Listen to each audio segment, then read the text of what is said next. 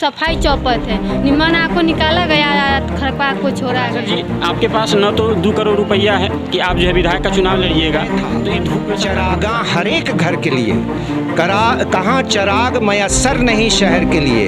यहाँ तो दरख्तों के छाए में धूप लगती है, चलो कहीं और चले उम्र भर। हमारे साथ सिविल सोसाइटी के जो नेता बने, जिनको इस बात की जिम्मेदारी है, और यहाँ के प्रतिनिधि बने, जिनको इस बात की ठेकेदारी लेनी चाहिए थी कि गरीबों के साथ जुल्म नहीं हो, वो तो एसी में बैठे हैं और मामला सेटलमेंट है। आप सर काहे परेशान हो रहे हैं? जो जनप्रतिनिधि हैं, चाहे वो यहाँ के सांसद अजय निषाद हों या बगल वैशाली के वीणा देवी हों या उनके पतिदेव जो एमएलसी हैं दिनेश जी, पूर्व मंत्री सुरेश शर्मा, सब लोगों, नगर विधायक, इन सारे लोगों को इन मरीजों के साथ हम लोगों ने प्रतिवेदन दिया। लेकिन चूँकि ये थैली शाह हैं तो यहाँ से नियमित चंदा जाता है, सूतापट्टी का काला धन जितना है वो सब यहाँ आता है और यहाँ से चंदा जाता है। इसलिए कोई भी जनप्रतिनिधि इन गरीबों को, इन अंधे लोगों के पक्ष में बोलने के लिए तैयार नहीं है। तो इस देश में तो आज़ादी मिली थी कि सबको एक समान अधिकार मिलेगा, लेकिन ऐसा नहीं हुआ। यहाँ तो था कि हर घर में चिराग जलेगा विकास का, लेकिन ऐसा हुआ नहीं। तो ऐसे में तो किसी को आगे आना पड़ेगा, तो इसलिए हम आगे आए हैं। तो ये जो देश की स्थिति है, बिहार की नीतीश सरकार की स्थिति है, और इस तरह के ब्लैक लिस्टेड प्रतिष्ठान, जिनको कि पहले जो कॉमनवेल्थ चैरिटेबल सोसाइटी है, जिसकी अध्यक्ष होती हैं पदेन जो महारानी विक्टोरिया हैं इंग्लैंड की, वो वहाँ से ये चैरिटी फ़ंड उठाते थे। लेकिन 7 साल पहले इनको ब्लैक लिस्टेड किया गया। इन्होंने जो जितने भी अधिनियम जो टेक्निकल बोर्ड्स का है, सेंट्रल टेक्निकल बोर्ड का, सबका परिपालन नहीं करते हैं। इनको किसी प्रकार का चलाने का सर्टिफिकेट कई वर्षों से नहीं है, लेकिन चला रहे हैं। जो CS आता है उसको ख़रीद लेते हैं, जो कमिश्नर तिरहुत प्रमंडल का आता है उसको चेयरमैन बना लेते हैं, उनके यहाँ लिफाफा पहुँचता रहता है। तो ये लिफाफेबाजों की संस्था है, ये अस्पताल नहीं है, कसाई खाना है। और हमारे अंदर जो ज्वाला है वो ज्वाला इन लोगों के साथ फूटी है। और दुष्यंत के शब्दों में कहना चाहते हैं कि हम केवल हंगामा करने के लिए सड़क पे नहीं आए हैं। सिर्फ हंगामा खड़ा करना मेरा मकसद नहीं, मेरी कोशिश है कि ये सूरत बदलनी चाहिए। तेरे सीने में जले या मेरे सीने में जले, हो कहीं भी आग, लेकिन आग जलनी चाहिए। तो अब हमारा आंदोलन अंतिम चरण में है, अब आग जलाने का समय आ गया है। कुछ दिनों की प्रतीक्षा के बाद यहाँ चरणबद्ध आंदोलन हम आमरण करेंगे और आत्मदाह भी करेंगे और इन थैली शाहों को भी जलाएंगे। ये हमारी आगामी योजना है। जी, तो जरा दिखा दीजिए, क्लोज शॉट में दिखाइए कि ये बाबा हैं। ये आपको देखने से लगता है कि ये अमीर हैं, आपको लगता है कि इनके साथ क्या दिक्कत होगी, आप सोच सकते हैं। आप बता रहे थे आप परिवार के इकलौते कमाने वाले हैं और आपका जो है वो आँख चला गया।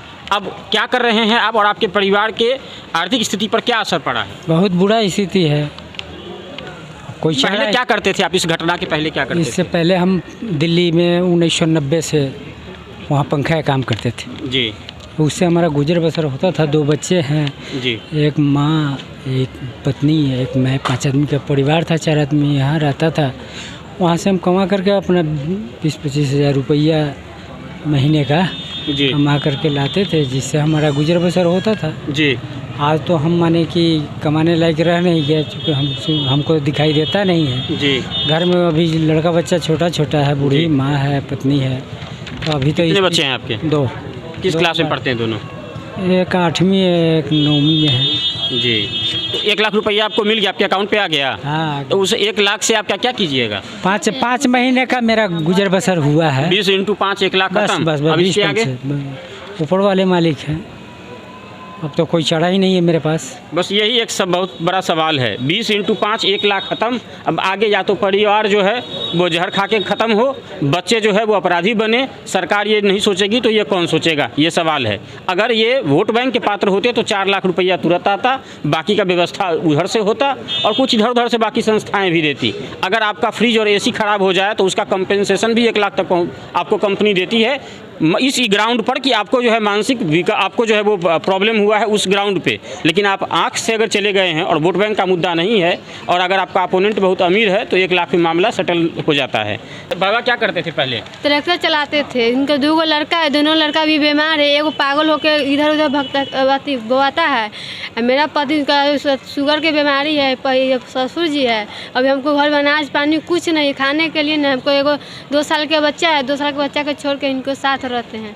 इनको कुछ नहीं, सफाई इनको सफाई चौपट है, निमन को निकाला गया, खरपा को छोड़ा गया। मतलब चाचा जो है वो ट्रैक्टर चलाते थे, परिवार का भरण पोषण करते थे, अब जो है वो चाचा को बना दिया गया टोटली जो है हैंडीकैप्ड और दिव्यांग। अब दिव्यांग का तमगा लेकर के चाचा चाटे या परिवार चलाएं, सबसे बड़ी बात है। प्रधानमंत्री कह देते हैं कि भाई अब वो विकलांग को दिव्यांग कह दीजिए, क्या वो कहने से परिवार चला जाएगा या उसके लिए कुछ गुजर बसर का व्यवस्था भी करना पड़ेगा? तो ये सबसे बड़ी बात है। अब परिवार जो है वो अब दिक्कत होती है बहुत सारा। हमको घर में बताइए, हम खाने के लिए हमको देखिए नरी नरी बैठा हुआ है, हमको घर में ना अनाज वनाज कुछ नहीं है, राशन लाने के लिए भी पैसा नहीं है। क्या लगता है ये हंगामा करने से सुनेगा ये अस्पताल प्रशासन? सुनेगा जरूर, देखिए इतना दिक्कत हुआ है। हाँ, ये है, कम से कम आदमी दिल का भरास तो निकालेगा। ये बात तो तय बात है कि पूंजीपति के आगे जो है वो मेहनत का समाज हमेशा हारेगा ही। लेकिन वाकई अगर परिणाम क्या होता है ये देखने की बात रहेगी। तत्काल लोगों ने झंडा उठा लिया है। आप अखफरवा कांड पर ये किसी जो है आंदोलन देख रहे थे। मैं नीरज कुमार, कैमरे के पीछे सहयोगी हैं, आप द फोकस देख रहे थे। बहुत बहुत धन्यवाद।